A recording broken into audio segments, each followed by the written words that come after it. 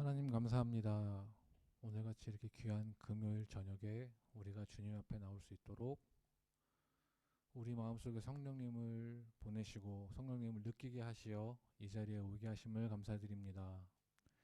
우리가 이 시간 가운데 세상을 잠시 내려놓고 번잡한 나의 마음을 잠시 내려놓고 주님께 가까이 더 가까이 나아갈 수 있는 시간 되게 하여 주옵시고, 그 가운데 우리가 주님과 더욱 깊이 교제하는 귀한 시간 되게 하여 주시옵소서. 감사드리고 이 모든 말씀 우리 주 예수 그리스도 이름으로 기도했습니다. 아멘.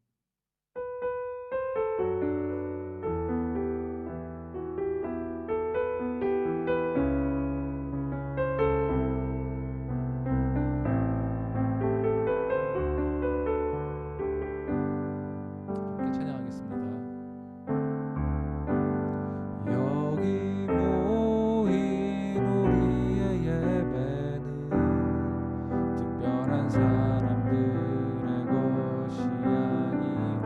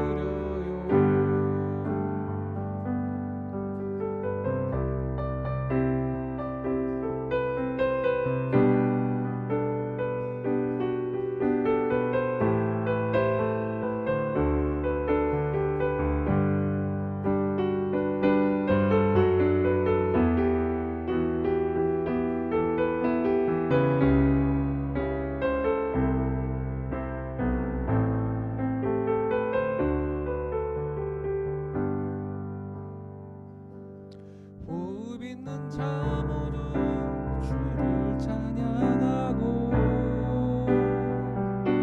온천하 만물 함께 영광 선포하는 주님의 아름다운 그 벅찬 함성 들리는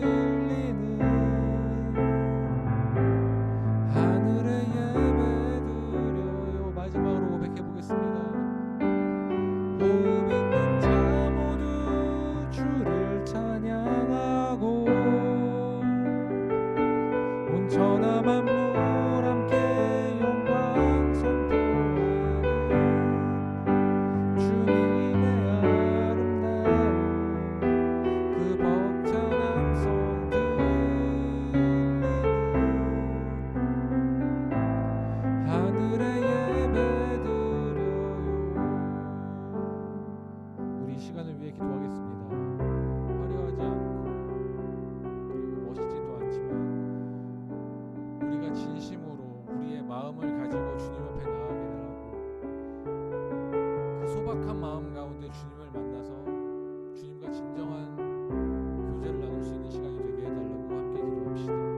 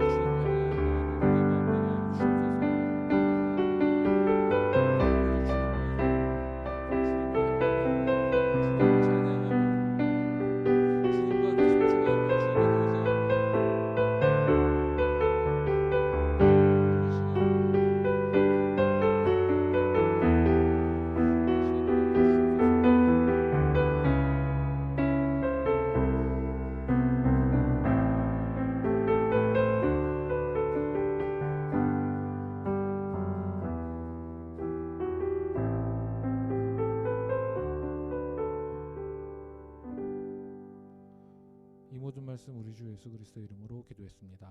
아멘.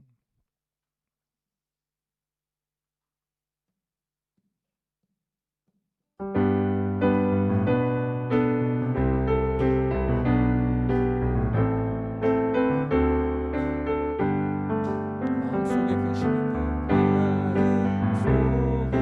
근심 있는 사람 주 예수 앞에 다 슬픈 마음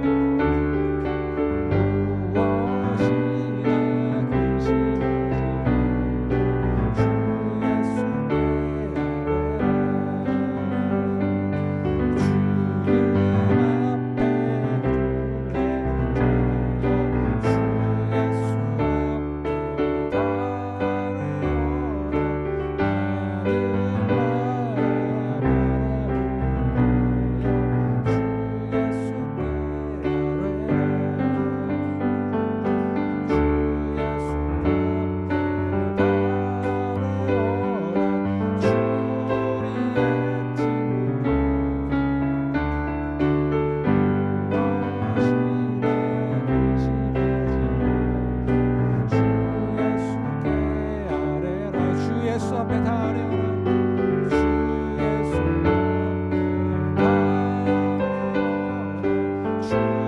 우리의 친구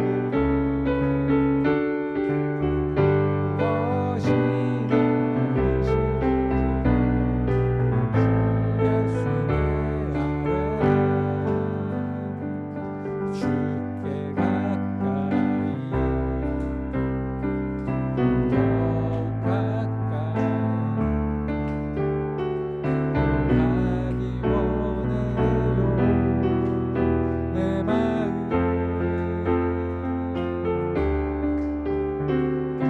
주님의 모습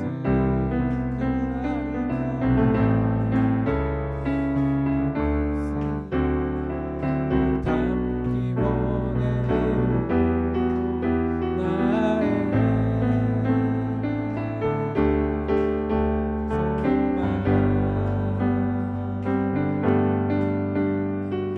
소망 내 맘 다하여 내 힘을 다하여 주님을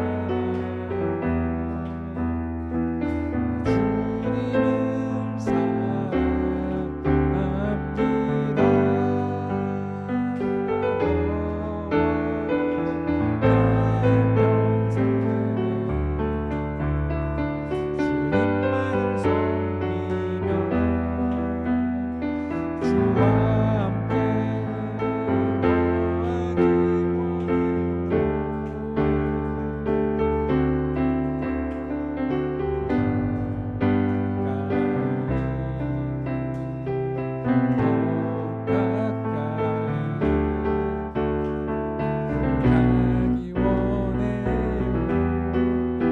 내 마음 주님의 모습 그 아름다운 모습 담기 원해요. 나의 소망 내 맘 다하여 내 힘을 다하여 내 맘 다하여 내 힘을 다하여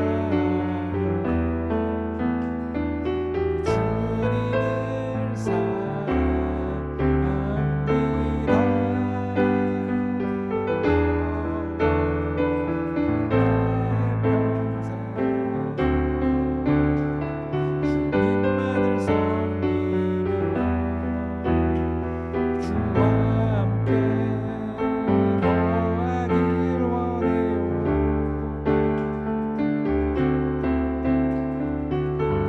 주께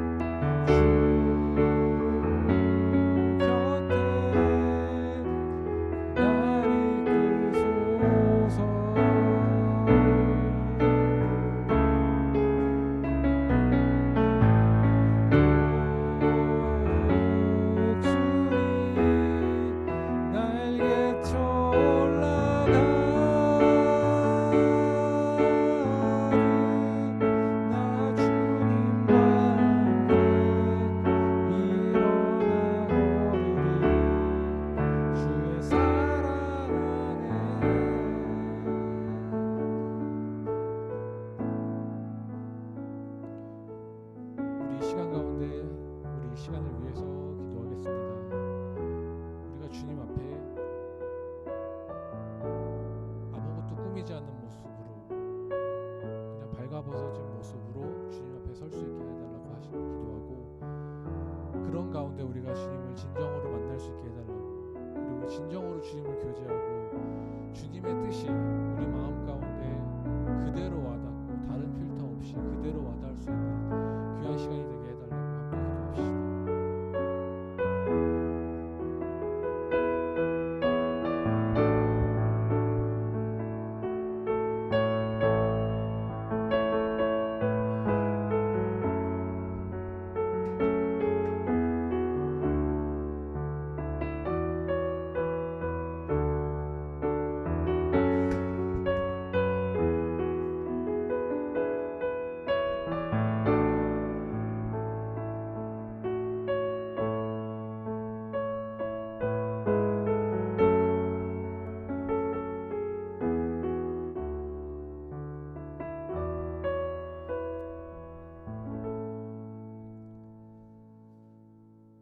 사랑과 은혜 하나님, 일주일 동안 바쁜 일상을 살아가다가 주님께 예배하고 주님의 말씀을 귀를 기울이기 위해 나온 이 모든 영혼들을 축복하여 주시고, 하나님께만 있는 그 놀라운 은혜로 이 시간 우리에게 채워 주시옵소서.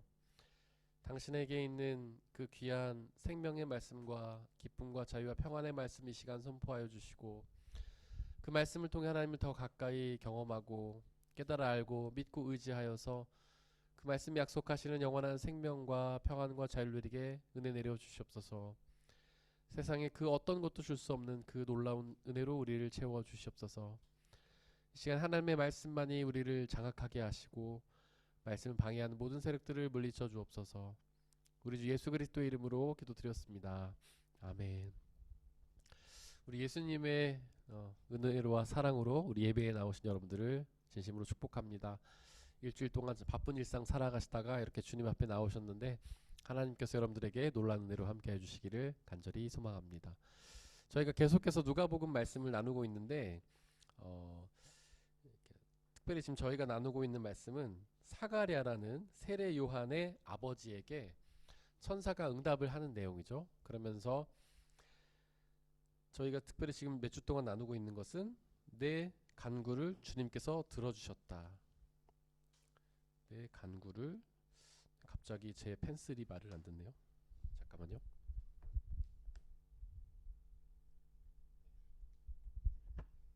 인간의 과학 기술이란 늘 부족하죠. 오류가 있습니다. 내 간구를 주님께 들어주셨다에 대해서 이야기하면서 기도에 대해서 계속 이야기를 하고 있었죠. 그래서 간구라고 여기 표현이 되어 있는 것, 기도와 간구로 우리가 특별히 이렇게 나눌 수가 있는데, 기도는 하나님의 뜻을 구하는 것, 간구는 나의 뜻을 하나님께 아뢰는 것. 그래서 간구는 언제나 기도의 틀 안에서 해야 된다고 말씀드렸죠. 내가 바라는 것들을 내 마음대로 막 구하는 것이 아니라 하나님의 뜻 가운데에서 구해야 된다. 그러면 하나님께서 그 간구를 들어주신다. 이렇게 말씀을 드렸습니다. 그래서 저희가 이제 기도에 대해서 조금 더 보충을 설명을 드리고 싶은 것이 있는데, 기도에는요, 기도가 있고, 기도는 이제 프로슈케,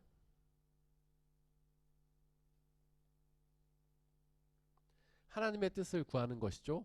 이 기도의 범주 안에 작은 세부 항목으로 또 두 가지가 더 있습니다. 뭐냐면 바로 엔튜크시스라고 하는, 잘 안 써지네요. 시스라고 하는 중보 기도가 있고요. 그 다음에 갑자기 말이 생각이 안 납니다. 유카리스티아라고 하는 감사 기도가 있습니다. 그러니까 기도라는 틀 안에 중보 기도가 있고 감사의 기도가 있는 거예요. 중보의 기도라는 것은 우리가 하나님 앞에 기도를 하되 우리의 이웃들을 위해 기도하는 것이죠. 그래서 이 중보 기도를 판넨베르크라는 신학자는 뭐라고 얘기했냐면, 하나님이 가장 기뻐하시는 기도다, 이렇게 얘기를 했어요.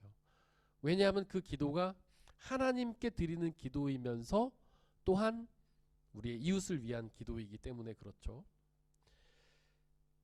우리 거기 보면 마태복음 22장 30절 40절 말씀이 있는데 함께 읽어보겠습니다. 시작. 예수께서 그에게 말씀하셨다. 내 마음을 다하고 내 목숨을 다하고 내 뜻을 다하여 주 너의 하나님을 사랑하여라 하였으니 이것이 가장 중요하고 으뜸 가는 계명이다.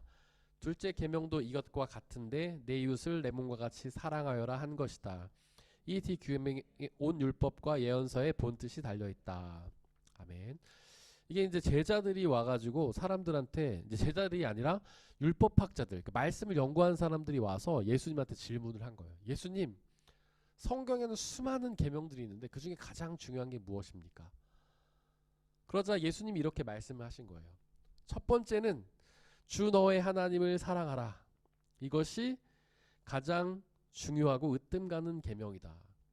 그 다음에 두 번째로 중요한 게 있는데 그게 뭐냐면 내 이웃을 내 몸과 같이 사랑하여라 한 것이다. 이렇게 두 가지 말씀을 해주셨습니다.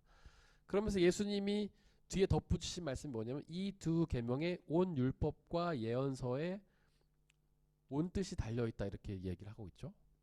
여기서 율법과 예언서라는 건 뭐냐면 구약 성경을 의미하는 거예요. 율법과 예언서는 구약 성경. 근데 지금 우리의 입장에서 보면 성경을 볼 때 구약 성경이 있고 신약 성경이 있죠. 근데 예수님 당시에는 어떤 성경만 있었습니까? 신약 성경이 있었나요? 없었죠. 예수님 당시에는 구약 성경밖에 없었어요. 그러니까 예수님이 이야기하신 것, 이 두 계명에 온 율법과 예언서에 온 뜻이 달려있다, 이런 것은 이 계명이 성경 전체의 뜻이다, 이런 뜻입니다. 당시에는 구약 성경밖에 없었기 때문에. 근데 저희가 구약 성경을 구분할 때 세 가지로 구분할 수도 있고 네 가지로 구분할 수도 있어요. 근데 보통 유대인들은 세 가지 구분법을 따랐습니다. 그게 뭐냐면 율법서와 예언서와 시가서예요. 율법서는 모세오경을 뜻하는 겁니다. 창세기, 출애굽기, 레위기, 민수기, 신명기. 이게 왜 율법서냐면 모세가 시내산에서 하나님께 받은 율법, 그 모든 율법을 담고 있기 때문에 그래요. 율법의 핵심은 10계명이죠. 그리고 그 10계명을 레위기 전체, 그 다음에 이 모세오경 전체에서 풀어서 설명하고 있어요. 그래서 모세가 쓴 모세오경에는 물론 그 안에 역사 기록도 있죠. 뭐 이스라엘 사람들이 원래는 이제 가나안 땅에 살다가 흉년이 들어가지고 이집트에 들어가 살다가 모세에 의해서 출애굽을 한 기록, 뭐 그런 것도 다 있지만은 그 중에 대부분은 다 율법이에요. 그 율법은 뭐냐면 하나님께서 우리에게 지키라고 명령하신 내용이죠. 그래서 율법서, 그럼 모세오경입니다. 예언서는 우리가 흔히 말하는 예언자라고 하는 사람들, 뭐 이사야, 예레미야, 에스겔, 나훔, 학개, 말라기, 스가랴, 뭐 이런 사람들 있죠. 그런 사람들이 쓴 글을 다 예언서라고 해요. 그리고 그 나머지 글은 뭐냐 하면 시가서예요. 시가서에는 뭐가 들어가냐면 시편, 잠언, 전도서 정도죠. 네. 그 다음에 욥기가 들어가기도 하고 욥기가 빠지기도 합니다. 욥기를 시가서에 넣기도 해요. 시가서를 우리가 성문서라고도 하는데 이건 뭐냐면 우리 거룩한 문학작품이다, 이런 뜻이에요. 거룩한 문학작품. 그러니까 시는 문학이잖아요. 시라는 것은. 그리고 잠언서도 보면은 그 안에 짤막짤막하게 지혜가 들어가 있는데 유대인들의 지혜를 담고 있죠. 그러니까 문학작품처럼 볼 수가 있어요. 그 다음에 욥기는 학자마다 되게 분분한데 어떤 사람들은 역사 기록이다 하기도 하고 어떤 사람들은 문학작품이다 하기도 해요. 그래서 어떤 욥이라는 사람이 실제 있었던 건 아니지만은 성경의 가장 중요한 핵심적인 이야기를 욥이라는 인물을 들어서 소설처럼 쓴 것이다. 근데 뭐 저는 의견이 분분한데 결론은 없습니다. 어떤 사람들은 실제 있었다고 하기도 없었다고 하기도 하고 그걸 증명할 방법은 없어요. 근데 우리가 뭐 성경 전체를 사실은 뭐 소설이다 해도 증명할 방법은 없습니다. 왜냐하면 실제 모세가 있었냐 없었냐 우리는 증명할 수 없기 때문에 그렇죠. 욥도 마찬가지고. 어쨌거나 중요한 것은 욥기가 우리에게 전해주는 메시지죠. 하여튼 구약 성경을 전체를 그 유대인들의 구분법에 따라 나누자면 율법서와 예언서와 시가서로 되어 있다. 그래서 율법서와 예언서의 온 뜻이다 그러면 그걸 구약 성경 전체가 말하고 있는 바다, 그런 겁니다. 우리가 구약 성경에 보면 율법이 굉장히 많죠. 모세오경에 율법이 몇 개나 들어가 있을까요? 저도 잘 모릅니다. 안 세봐가지고. 굉장히 많습니다. 뭐 굉장히 많잖아요. 근데 우리가 모세오경에 율법, 하나님의 물법이 들어있죠. 율법이라는 것이 제가 이제 그런 말씀 드린 적이 있었지만 성경은 굉장히 법적 용어로 돼 있어요. 우리가 하나님을 엘로힘이라고 하는데 이게 다른 말로 하면 판사라는 뜻이에요. 그다음에 사탄,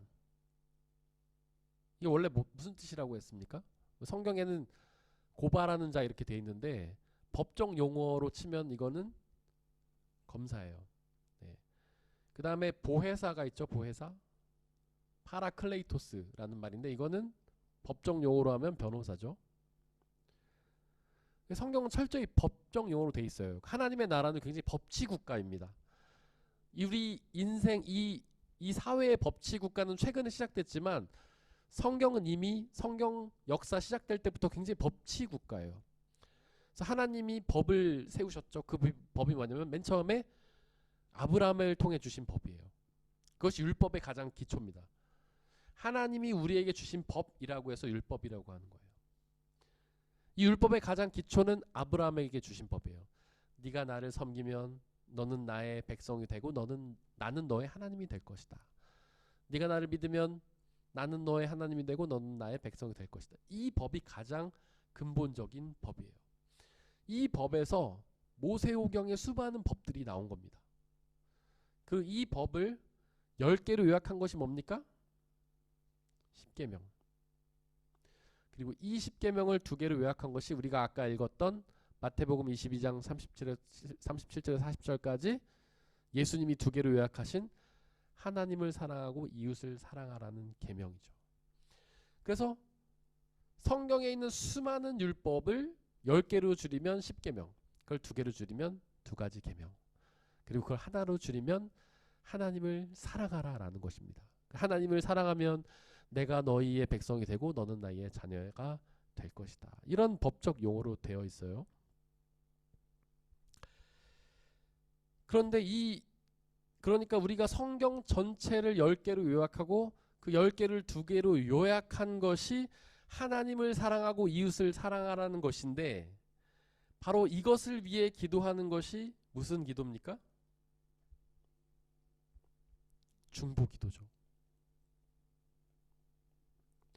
성경 전체를 2가지로 요약한 것, 그것을 위해서 기도하는 것이 중보기도이기 때문에 이 기도가 하나님이 가장 기뻐하시는 기도라는 거예요. 네.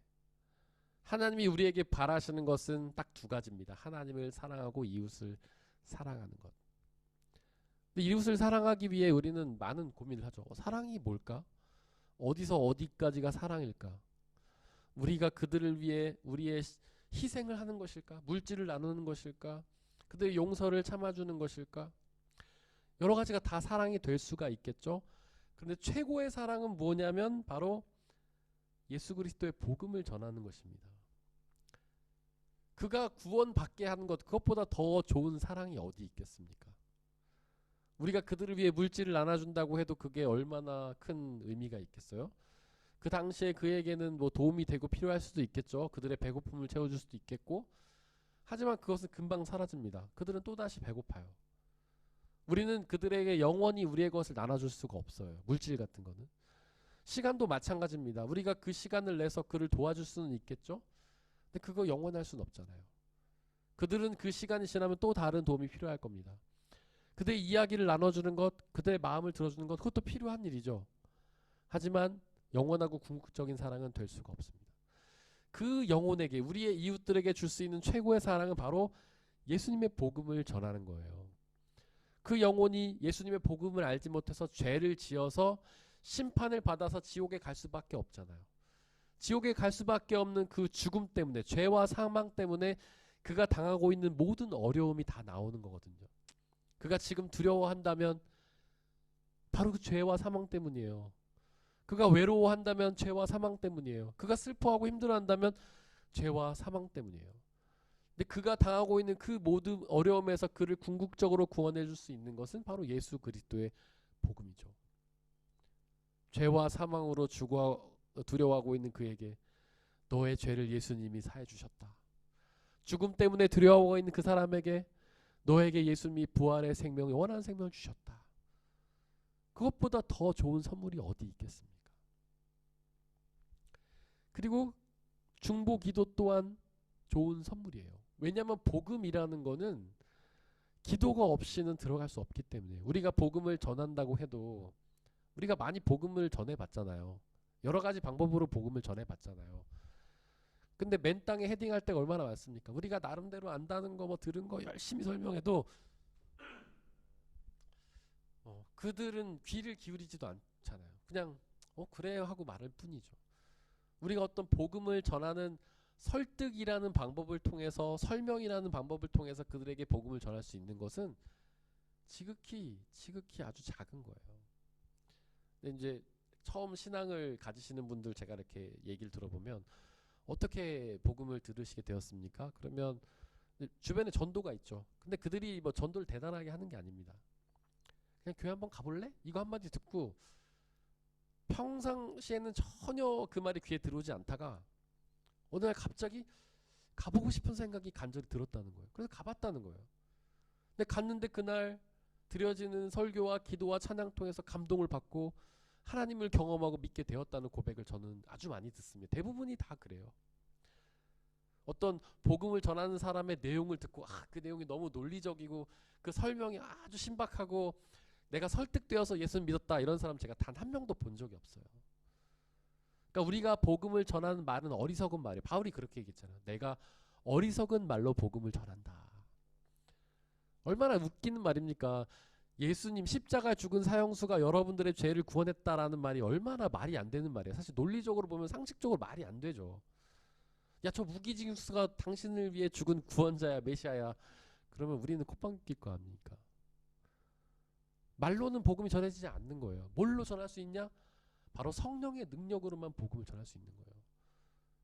평상시에는 들은 척도 안 하다가 우리가 정말 한번 교회 한번 가보자 그랬을 때 성령 하나님께서 그 듣는 사람의 마음에 들어가셔서 그의 마음을 흔들어 주셔야지만 그 영혼이 교회 갈 수 있는 거죠. 목사님이 설교를 잘 못해도 성령 하나님께서 그 마음관 들어가서 역사해 주시면 그 말씀이 들리고 믿어지는 거예요. 물론 설교를 잘하고 못하는 목사님 계시죠. 그런데 저는 50보 100보라고 생각해요. 복음의 내용이라는 게 이미 말이 안 되거든요. 비논리적이에요. 비상식적이에요. 십자가에 죽은 사형수가 우리의 죄를 구원했다는 말 자체가 성립되지 않아요. 어디 그런 종교가 있습니까? 인간이 우리를 구원했다고 하는 종교가 어디 있어요? 거기다 사형수가 우리를 구원했다는 종교가 어디 있어요? 신이라고 하는 존재는 전능한 존재여야죠. 뭐 엄청난 능력을 갖고 있어야죠. 근데 우리가 믿는 예수님은 굉장히 어리석고 연약한 무능한 사형수 아닙니까? 그 말 자체가 논리적으로 말이 안 돼요. 그러니까 아무리 훌륭한 설교를 들어도 그 설교로 감동을 받고 예수님 믿는다는 건 쉽지가 않은 일이에요. 바로 성령 하나님의 역사로만 가능한 일입니다. 바로 여러분들이 그 증거 아니에요? 여러분들이 예수님을 믿게 된 계기가 어떤 일입니까? 그냥 나도 모르게 교회 한번 가볼까? 교회 갔는데 뭐 대단치 않은 설교가 내 마음에 들어와서 기도하다가 어떤 성령의 감동을 느껴서 찬양하다가 감동을 느껴서 그 하나님을 믿게 되었고 이 자리까지 오게 된 거 아니에요.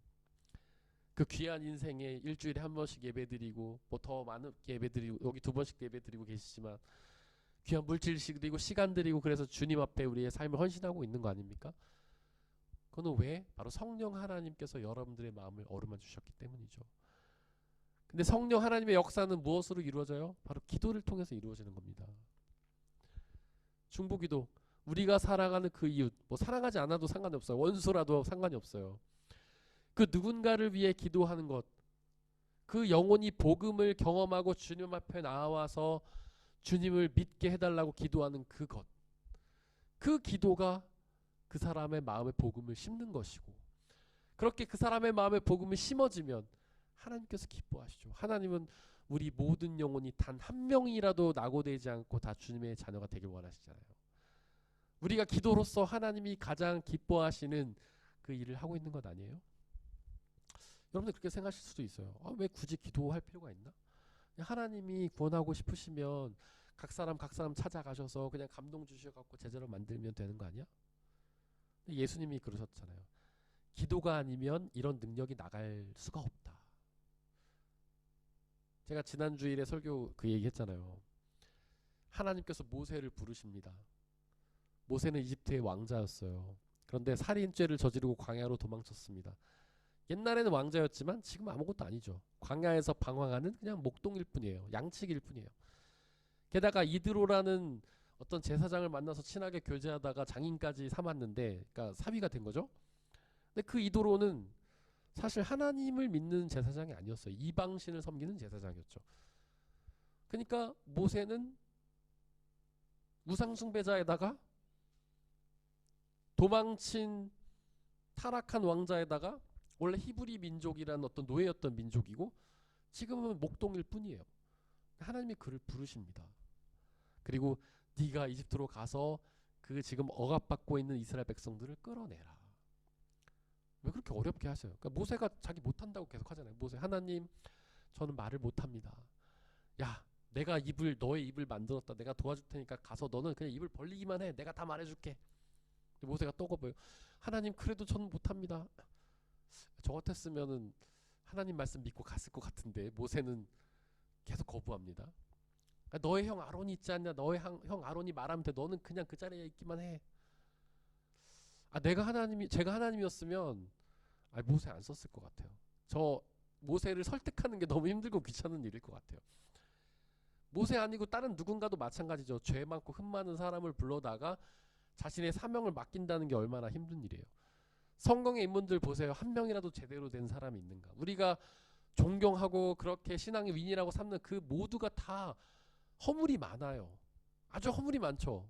아브라함도 여러 허물이 있었죠. 믿음의 조상이라 하지만 그의 믿음이 얼마나 많이 흔들립니까? 그런 아브라함 데려다가 자신의 일을 이루시려는 하나님 참 힘드셨을 것 같아요. 모세도 마찬가지고. 모세도 하나님 부르심 받은 다음에 얼마나 많은 실수를 했습니까? 다윗도 마찬가지죠. 하나님의 일꾼이라고 하나님의 위를 위해 쓰다가 막 밧세바를 범하고 나쁜 짓 잘못 많이 하죠. 예수님의 제자들도 마찬가지예요. 똑바로 100% 하나님을 잘해서 섬긴 사람이 아무도 없습니다.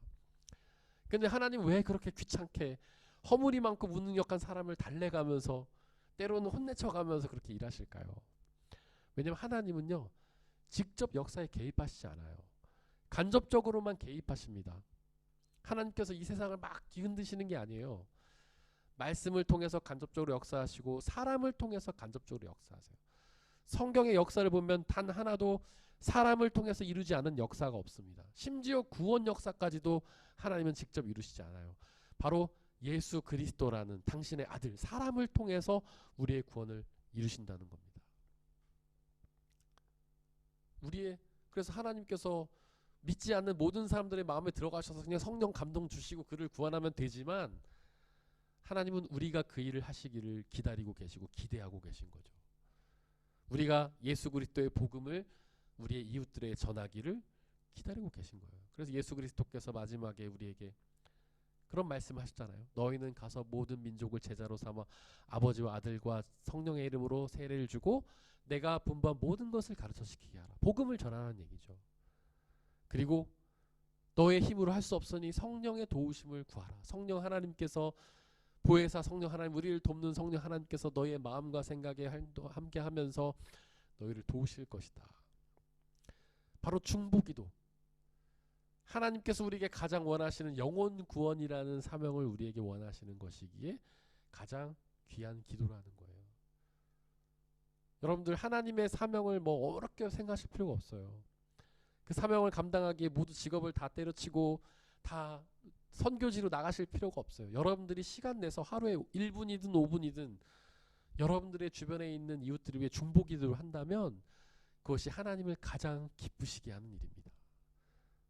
하나님께서 하늘에서 막 춤추면서 좋아하시죠. 중보기도가 하나님을 기쁘시게 하는 기도예요. 중보기도는 또한 우리의 이웃을 기쁘게 하는 기도죠. 아까 말씀드렸지만 우리가 이웃에게 줄 수 있는 가장 좋은 선물은 돈도 아니고 시간도 아니고 그 무엇도 아니고 선물도 아니고 바로 영원한 생명이잖아요. 구원이잖아요. 그 구원을 그에게 주는 기도니까 이게 얼마나 귀한 기도예요. 또한 중보기도는 나를 구원에 이르는 그런 기도입니다. 중보기도는 하나님 사랑과 이웃 사랑이라고 했죠.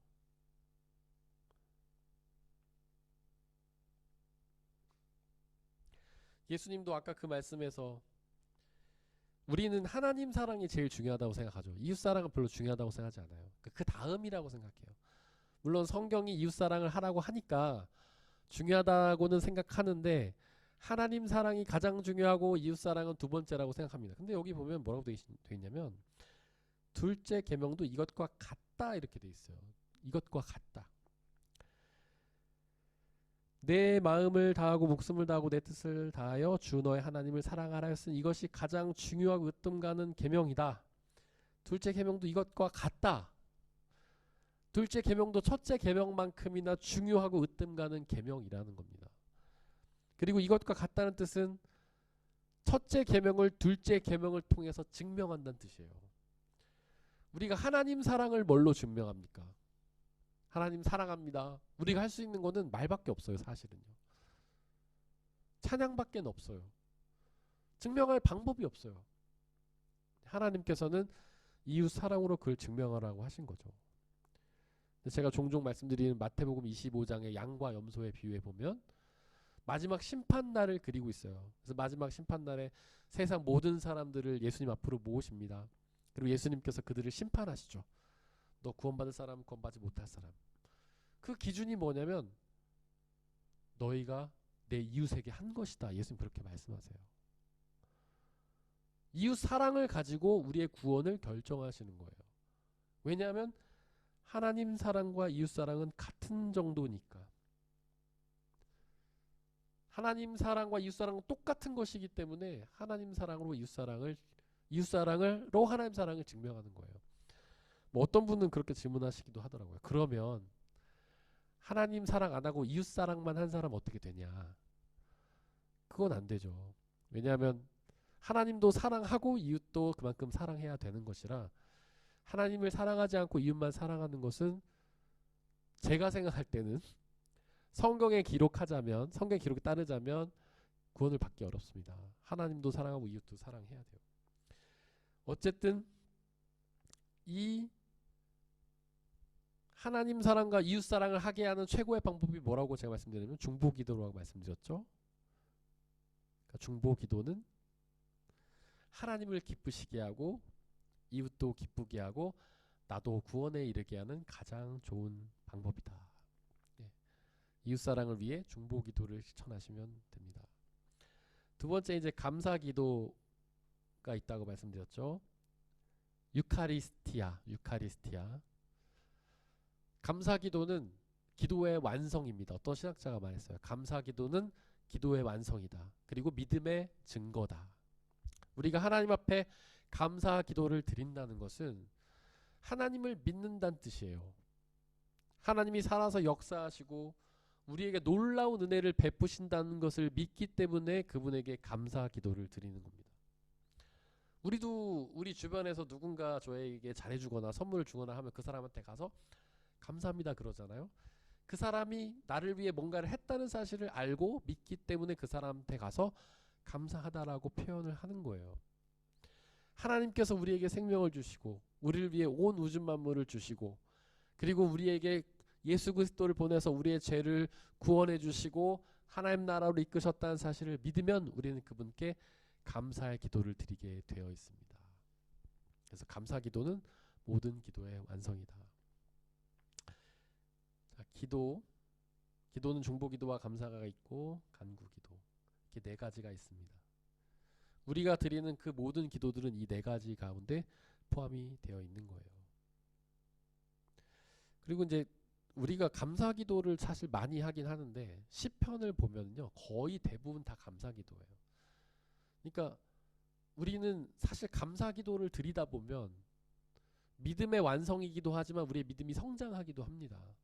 그래서 여러분들이 감사의 제목을 쓰다가 보면 불평이나 원망이 사라져요. 아, 하나님이 나를 위해 이렇게 많은 걸 해주셨구나. 미처 깨닫지 못한 것들까지도 굉장히 하나님께서 우리를 위해 베푸신 은혜가 많다는 사실을 알게 됩니다. 그래서 감사를 기도를 드린다는 것은 너무나 귀하고 중요한 일입니다. 그래서 오늘 우리가 이렇게 기도들을 나눴는데 하나님께서 가장 기뻐하시는 중보기도를 드리고 감사기도를 드리면서 우리가 하나님을 또 사랑하고 이웃을 사랑하고 우리의 믿음이 성장하는 귀한 저와 여러분들 되었으면 좋겠습니다. 이 시간 함께 찬양하겠습니다.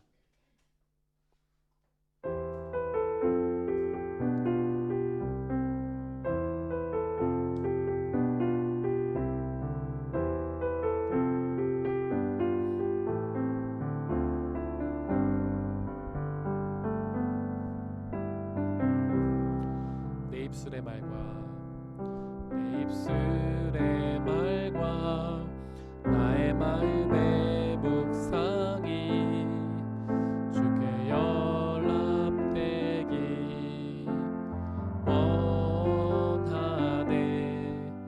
내 입술의 말과 나의 마음의 묵상이 주께 연락되길 원하네.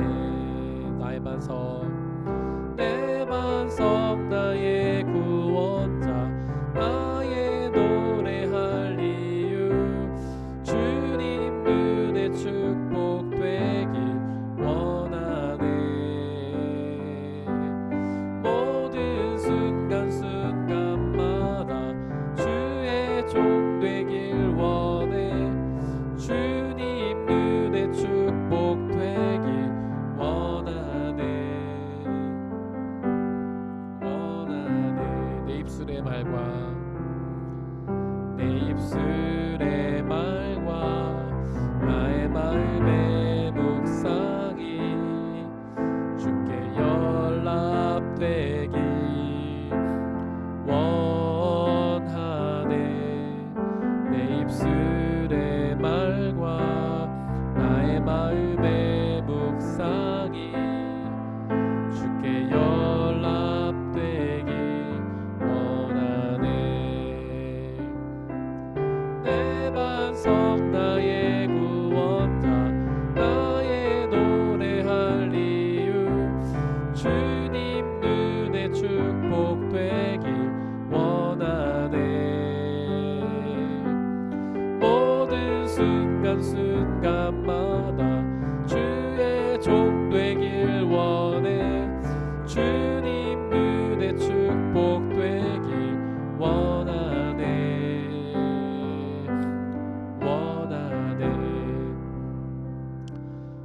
신학자 판넨베르크가 말한 것처럼 중보의 기도를 하나님이 가장 기뻐하십니다. 우리가 중보의 기도를 들을 때 하나님께서 가장 기뻐하시고 우리 이웃들이 구원을 얻으며 우리 또한 하나님의 영원한 생명을 받아 누리게 됩니다. 이 시간 우리가 중보해야 될 대상들을 떠올려 보기를 원합니다. 아직 복음을 알지를 못하는 우리의 이웃들, 그 이웃들에게 주님 복음을 달라고 성령 하나님께서 그의 마음을 어루만져 주셔서 복음이 그들 가운데 들어가게 해달라고 우리가 그들을 기억하며 이 시간 함께 중보의 기도를 드리겠습니다. 사랑과 은혜의 하나님, 이 시간 우리 이웃들 가운데 아직 주님의 복음을 알지 못하는 우리의 친구들, 우리의 직장 동료들, 우리의 가족, 주님의 복음을 마음을 담고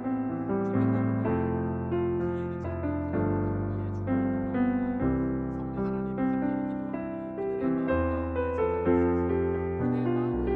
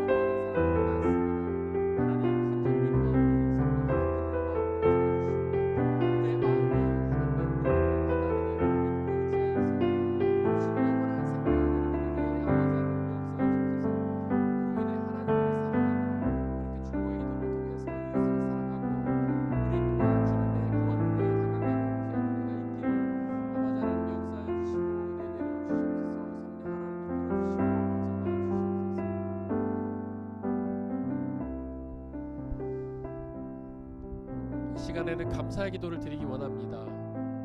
살아서 지금까지, 태어나서 지금까지 수많은 인생 일들을 겪었는데 그 가운데에서 우리가 깨닫든 깨닫지 못하든 살아서 역사하신 그 하나님의 은혜에 감사드리기 원합니다. 그 많은 감사의 기도들의 제목들을 우리가 묵상하며 감사의 기도를 드리고 전능하신 하나님을 믿고 의지하며 우리의 삶이 더욱더 주님의 감사가 넘치는 삶이 되게 해달라고 이 시간 함께 기도하겠습니다. 또한 개인적으로 들고 나오신 기도의 제목들로 함께 기도하겠습니다.